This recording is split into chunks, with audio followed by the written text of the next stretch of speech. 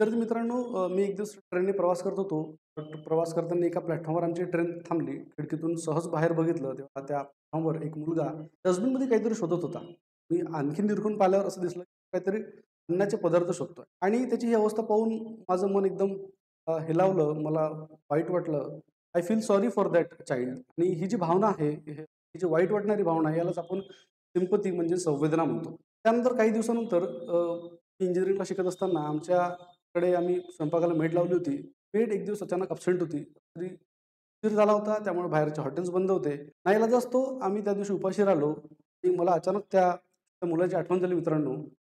तो मुलगा उपाशी असताना त्याला काय वेदना झाल्या हे मी रिलेट करू शकलो. ही रिलेट करण्याची भावना म्हणजेच एम्पॅथी.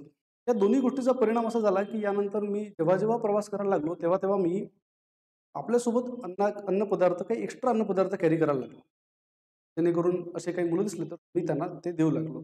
मला वेळ भेटला तर सोशल मीडियावर आर्टिकल्स लिहित होतो. ज्या आर्टिकल्समधून अन्नपदार्थ वाया घालवू नये आणि जर गरजू व्यक्ती दिसला तर त्याला अन्नपदार्थ द्यावे, या संदर्भात मी जनजागृती करण्याचा प्रयत्न करत होतो.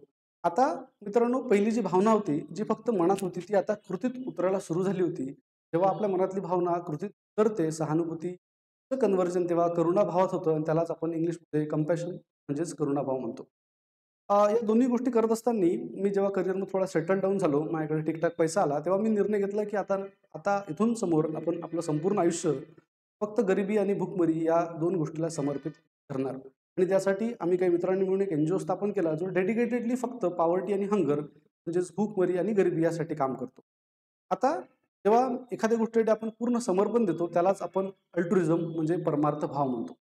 मित्रांनो, या स्टोरीतून आपण 4 संकल्पना समजून घेतल्या. सिम्पथी, एम्पॅथी, कंपॅशन आणि अल्ट्रुइझम.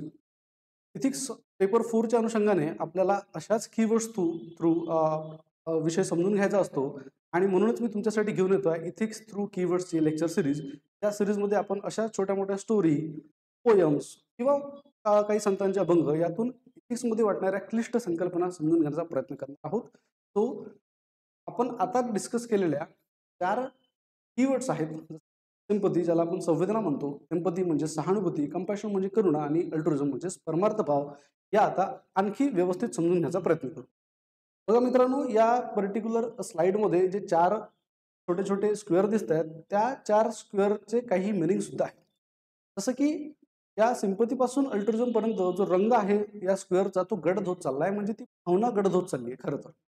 आणि त्याचा साईज देखील वाढतोय, म्हणजे तुमचा जो इमोशनल कोशंट आहे तो देखील वाढतो आहे. आता जसं की आपण बघितलं की सिम्पथीमध्ये काय, की जेव्हा पहिल्यांदा त्या मुलासोबत माझं इंटरॅक्शन झालं, म्हणजे मी त्याला दुरून बघितलं, तेव्हा फक्त एक भावना मनात आली, की असं असायला नको. वाईट वाटलं.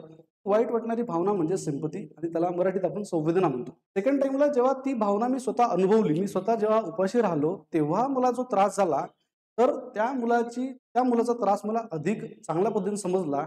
त्यालाच आपण सहानुभूती म्हणतो. आणि या 2 गोष्टी जेव्हा कृतीत उतरतात, म्हणजे आता मी या मुलांसाठी काहीतरी करायला पाहिजे. मी काहीतरी अन्नपदार्थ द्यायला पाहिजे किंवा जनजागृती करायला पाहिजे. म्हणजे ॲक्शनमध्ये काहीतरी उतरलाय आणि ते ॲक्शन जेव्हा होते तेव्हाच त्या संकल्पनेला आपण कंपॅशन म्हणजेच करुणा म्हणतो. आणि या तिन्हीचं मोठं स्वरूप अल्ट्रुइझम म्हणजे परमार्थ भाव जेव्हा आपण समर्पित करतो एखाद्या गोष्टीसाठी स्वतःला, जसं की आपल्याला माहिती आहे बाबा आमटे यांनी आपलं संपूर्ण जीवन त्या लेप्रोसी पेशंटसाठी समर्पित केलं. ही हायेस्ट व्हर्च्यू आहे ह्युमन सिव्हिलायझेशनची, त्याला आपण अल्ट्रुइझम किंवा परमार्थ भाव म्हणतो. त्याच्या स्टँडर्ड डेफिनेशन्स आपण बघूया. ही संवेदना सिम्पथी, इथे ही जी डेफिनेशन लिहिली आहे, स्टँडर्ड डेफिनेशन आहे, हे तुम्ही रेफरन्ससाठी वाचू शकता. पण हे कीवर्ड्स आहेत ते इम्पोर्टंट आहे मित्रांनो. संवेदना म्हणजे काय, तर दुरून जाणवणारी दया. त्या मुलाशी माझं इंटरॅक्शन झालं नाही ना, मी भूक अनुभवली होती. फक्त मला दुरून ती संवेदना जाणवत होती. म्हणून दुरून जाणवणारी दया म्हणजेच काय, तर संवेदना, सिम्पथी. त्यानंतर एम्पॅथी म्हणजे त्याच्या जागी स्वतःला ठेवून जाणवलेली वेदना. आता मी सुद्धा एक दिवस उपाशी राहिलो होतो.